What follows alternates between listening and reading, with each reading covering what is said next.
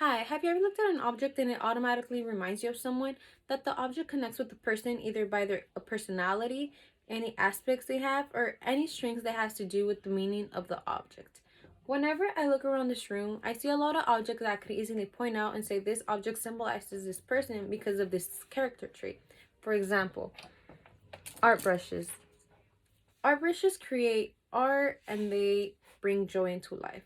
So whenever I see art brushes or whenever I go to the store and I see anything that has to do with art, it reminds me of my sister. My sister is really creative and she does art brushes has really helped to bring her self-assurance or to boost up her confidence. And not only she knows how to embrace it now, but she shares it with us now.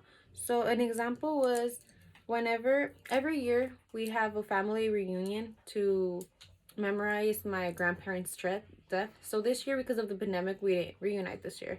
So what she did, she created this wooden plaque with every family's last name and my grandparents' pictures and their date.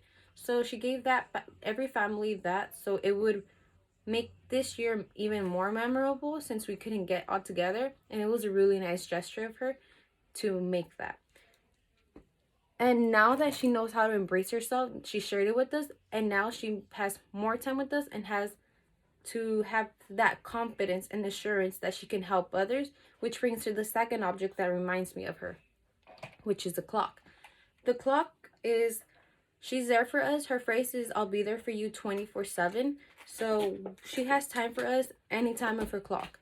So there was one time where we were in San Diego and we were supposed to leave to we were supposed to fly to Colorado, and I was gonna leave a week after her, and for some she left the day she was supposed to leave, and that day I was in a highway and I had a flat tire. So the first time that I had a flat tire, I panicked. So she was my first person I had to call, and she was like, "No, I'll be there." So she missed her flight, and I could easily said I'll call someone else, but we were only at San Diego as two.